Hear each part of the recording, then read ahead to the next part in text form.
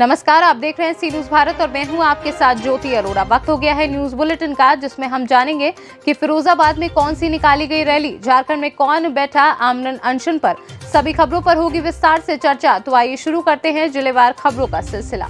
चौतरा के टंडवा में संचालित एनटीपीसी प्रबंध ने अपनी 3 सूत्री मांगों को लेकर बीते 273वें दिन में आंदोलित रैयतों के बीच में आज चतरा डीसी अंजलि यादव और एसपी राकेश रंजन ने पहुंचकर आंदोलनकारियों के साथ वार्ता की। इस बीच बीते 6 दिनों से आमरण अनशन पर बैठे अनशनकारियों को जूस पिलाकर अनशन तोड़वाया गया। इस दौरान डीसी अंजलि यादव ने कहा कि रैयतों की मांगों को लेकर वार्ता कर सरकार के पास भेजा जा चुका है। सरकार का निर्णय आने के बाद रैयतों की मांग को पूरा करने का एनटीपीसी प्रबंध को निर्देश दे दिया गया है। वहीं आंदोलित रैयतों ने 10 नवंबर तक मांगे पूरी नहीं होने पर 15 नवंबर से दोबारा अनशन पर बैठने की बात भी कही है। पार्टी वार्ता करके उनकी मांगों को आगे रखवाया है और आगे ऊपर की अथॉरिटीज के द्वारा भी उसमें सहानुभूति पूर्वक विचार किया जा रहा है। तो उसी से सेटिस्फाई होकर आज अनशन तोड़ने का निर्णय सभी के द्वारा करा गया और हम लोग लगातार कोशिश कर रहे हैं कि जो भी चीज हमसे। चतरा से सीनियर संवाददाता शाफाद अली की रिपोर्ट।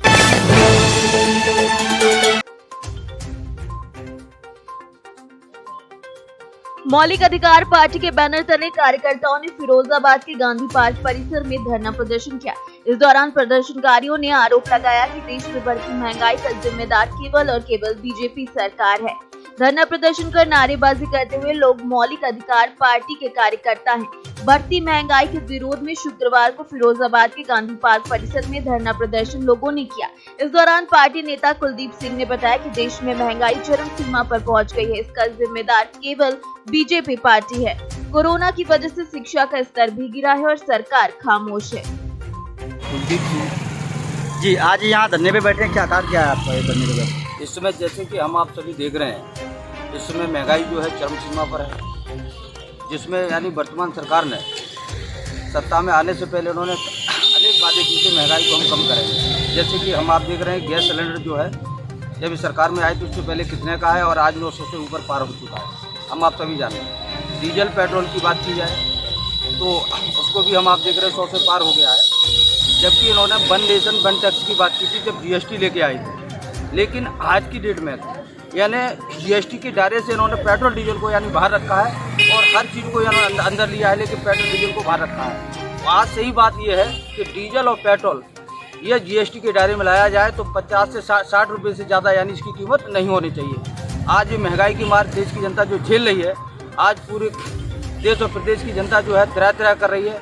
इन सारी चीज़ों से जो लोग परेशान है महंगाई से, आज लोगों के पास रोजगार नहीं है, उनके पास कोई आय का साधन नहीं है और बढ़ती महंगाई की मार जो वर्तमान समय में जनता जो झेल रही है, तो ये सबसे बड़ा सवाल है जो आज हम आप सभी देख रहे हैं।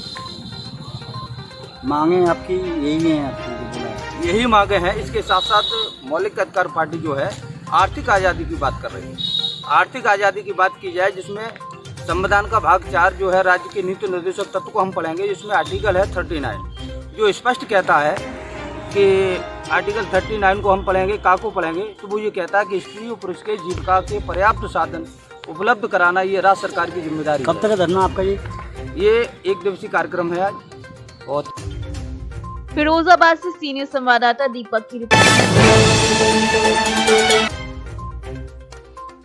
फिरोजाबाद में श्री रत्नश्रेय मंदिर नसियाक पर शुक्रवार को एक पत्रकार वार्ता का आयोजन किया गया, जिसमें आचार्य विवेक सागर महाराज ने आगामी कार्यक्रम की जानकारी देते हुए बताया कि श्री रत्नत्रय मंदिर नसियाक जी पर 9 से 10 अक्टूबर को 2 दिवसीय कार्यक्रम मनाए जाएंगे, जिसमें तरह तरह के धार्मिक कार्यक्रमों का आयोजन किया जाएगा और मुख्य कार्यक्रमों में जिसमें जैनाचार्य श्री विवेक सागर एवं गुरु आचार्य श्री सुमित सागर महाराज का गुरु शिष्य अवतरण दिवस मनाया जाएगा। इसके उपरांत एलक महाराज की जनेश्वरी दीक्षा दी जाएगी। साथ में घट यात्रा, कवि सम्मेलन आचार्य विवेक सागर महाराज की जीवनी नाटिका के माध्यम से दिखाई जाएगी। कार्यक्रम में फिरोजाबाद के अलावा दूर दूर से श्रद्धालु भाग लेने आएंगे और धर्म लाभ लेंगे। साधुओं के 3 स्वरूप हैं, इनमें एक मुनि होते हैं जिन्हें सामान्य साधु मानते हैं, दूसरे उपाध्याय होते हैं जो उनसे ऊपर के होते हैं और वो अन्य साधुओं को पढ़ाते हैं, इसलिए उन्हें उपाध्याय कहते हैं, और तीसरे आचार्य होते हैं जो संपूर्ण संघ के नायक होते हैं, संपूर्ण मुनि संघों के चारित्र का कंट्रोल करते हैं, उनकी चर्या का कंट्रोल करते हैं। और इस तरह से एक 13 अक्टूबर 1972 को ललितपुर जिले के घितौली गांव में ऋषभ कुमार नाम के एक बालक ने जन्म लिया। 10-12 घर का परिवार है वहाँ पे, बस उस गांव में एक मंदिर, लेकिन इनका मन शुरू से ये था कि हम पढ़ें, प्रवचन सुने, और उस आधार पर ये वैराग्य पथ के पथिक बनते चले गए। और धीरे धीरे इन्होंने अलग दीक्षा ली, मुनि दीक्षा ली, उसके बाद आचार्य पद की प्राप्ति कर ली। और ये शांति सागर छाणी एक हुए हैं जो बड़े ऐतिहासिक संत थे जैन समाज के, उनके संग में आज ये सप्तम पट्टाचार्य है। आचार्य पद तो इन्हें बहुत पहले मिल गया था, लेकिन अभी 2020 में उस परंपरा के 6वें आचार्य ज्ञान सागर जी की समाधि हो गई कोरोना की वजह से, और वो सप्तम पट्टाचार्य का पद सोनागिर में इन्हें प्रदान किया गया है। ये बहुत सरल हैं, बहुत सहज हैं, और वो जो सोनागिर में समाधि सागर आश्रम है उसकी पूरी देखरेख करते हैं। किसी से भी इनका आज तक प्रवचन शैली के मामले में कोई मुकाबला नहीं है। डेली प्रवचन आपके यहाँ छपी रहे तो बड़े वात्सल्यपूर्ण प्रवचन देते हैं, हमेशा मुस्कान रहती है। आप जाएं, बहुत अच्छा लगता है। तो फिरोजाबाद का बड़ा सौभाग्य है कि उनके जन्म के 49 वर्ष यहाँ पूरे हो रहे हैं 13 अक्टूबर को, और 50वां जन्मोत्सव फिरोजाबाद समाज मनाने जा रहा है। इनके भक्त दिल्ली में भी हैं, राजस्थान में भी हैं, और जगह भी, सब जगह के भक्तों के आने की यह सूचना है।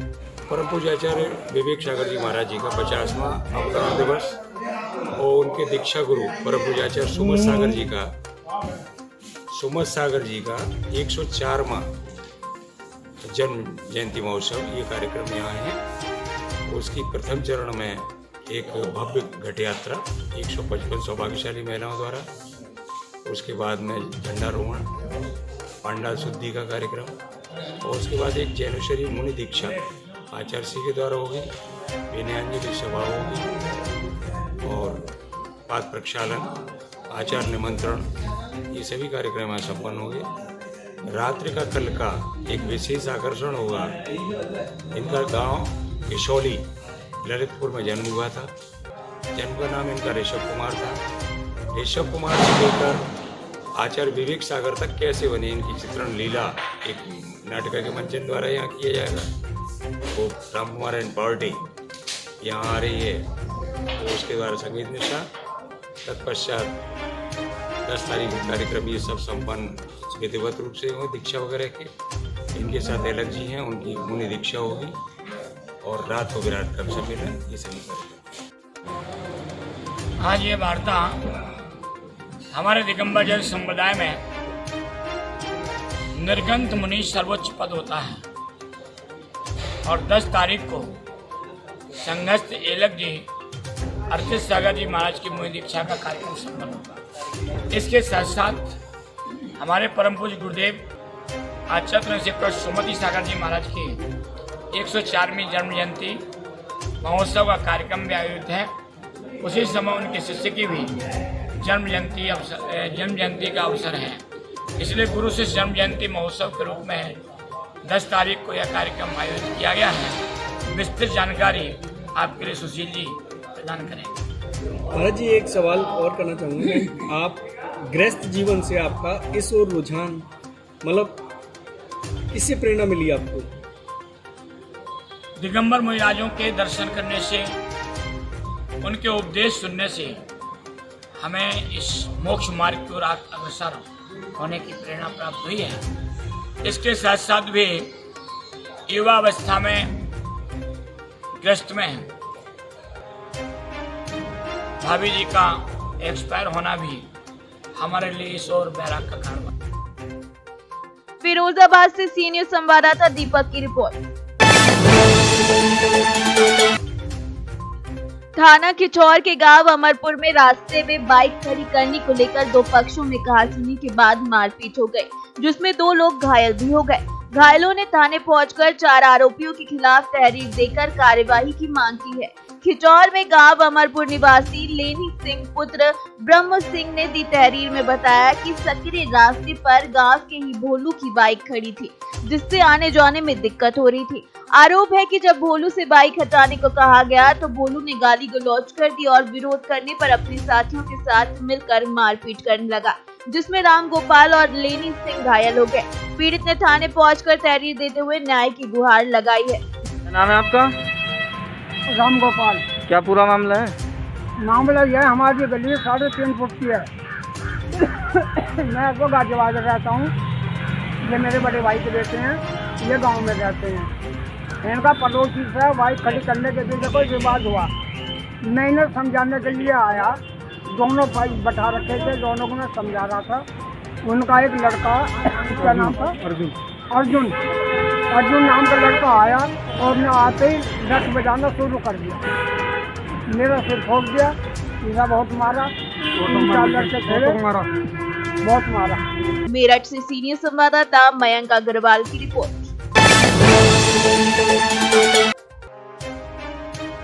बुलंदशहर में नवरात्रों के उपलक्ष्य में जगह जगह काली यात्रा निकाली जा रही है। यात्रा के दौरान काली मां के दर्शन को भक्तों की भीड़ उमड़ रही है। काली मेला के दौरान कोविड गाइडलाइंस को दरकिनार किया जा रहा है। बुलंदशहर के देवीपुरा में काली यात्रा के दौरान भक्तों की काफी भीड़ उमड़ रही है, जिससे कोरोना का संकट भी काफी नजर आ रहा है। बुलंदशहर से सीनियर संवाददाता नितिन सिंह की रिपोर्ट। एटा के ब्लॉक अवागढ़ अंतर्गत ग्राम पंचायत इसौली में शासन की मंशा के अनुरूप प्रधानमंत्री राजवीर सिंह द्वारा डेंगू, चिकनगुनिया और मलेरिया बुखार की रोकथाम के लिए बाकलपुर, इसौली, भीलनगर, मोहनपुर और सुंदरगढ़ में दवा का छिड़काव कराया गया। ग्राम पंचायत इसौली की सीमा एटा और फिरोजाबाद के बॉर्डर पर होने के चलते डेंगू की भयानकता के मद्देनजर ये छिड़काव कराया गया है। एटा से सीनियर संवाददाता रमेश जादौन की रिपोर्ट।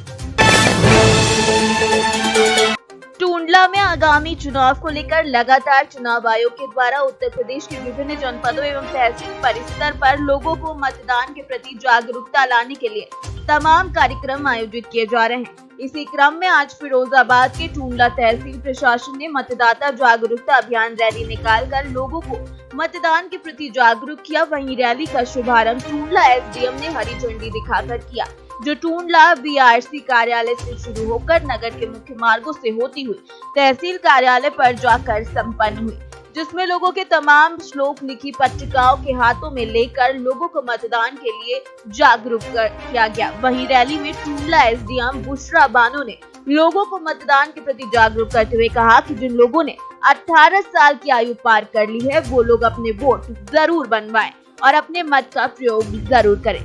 इस मतदाता जागरूकता अभियान रैली में टूंडला तहसीलदार खंड शिक्षा अधिकारी राजेश कुमार चौधरी और बीआरसी कार्यालय नगर पालिका के सभी कर्मचारी मौजूद रहे।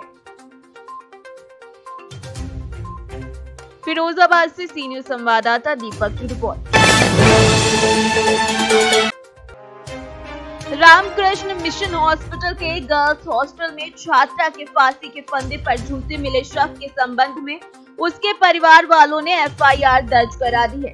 विगत दिनों आगरा निवासी रश्मि भदौरिया का हॉस्टल में कमरा नंबर G11 में फांसी के फंदे पर लटका हुआ शव मिला था। रश्मि के चाचा ने वार्डन पर रश्मि को प्रताड़ित करने का आरोप लगाया था। पुलिस ने शुक्रवार को वार्डन और प्रिंसिपल के विरुद्ध मुकदमा दर्ज कर लिया है। जी कौन थी? जी हमारी भतीजी है।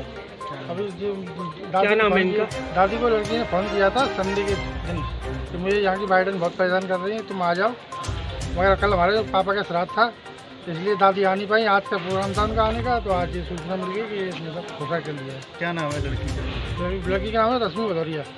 क्या करती थी यहाँ पर? जीएनएम का कोर्स कर रही है, 2 साल हो गए थे उनकी। कितनी उम्र थी उनकी? उनकी उम्र होगी 24। तो किसको जिम्मेदार मानते हैं आप? सब बहुत फोन करती थी, यहाँ की कोई नई वार्डन आई है, वो बहुत टॉर्चर कर रही है। किस बात को लेकर टॉर्चर करने दी? यहाँ उठाओ मत, वहाँ बैठो मत, मतलब बात पे टॉर्चर करना, फोन नहीं करने देती थी। क्योंकि ये हमारी जो भतीजी हैं बहुत लाड प्यार से पाली गई हैं, तो ये बिना दादी के और मम्मी के रह नहीं पाती हैं। तो इनको मतलब हर 5वें या 10वें दिन उनको फ़ोन से तसल्ली हो जाती है, वो बात नहीं करने दे रही थी फ़ोन से, तो ना वो डिप्रेशन में आ गई ज़रूर। मथुरा से सीनियर संवाददाता मोहम्मद फारूक की रिपोर्ट। न्यूज बुलेटिन में फिलहाल के लिए इतना ही। आप देखते रहिए सी न्यूज भारत।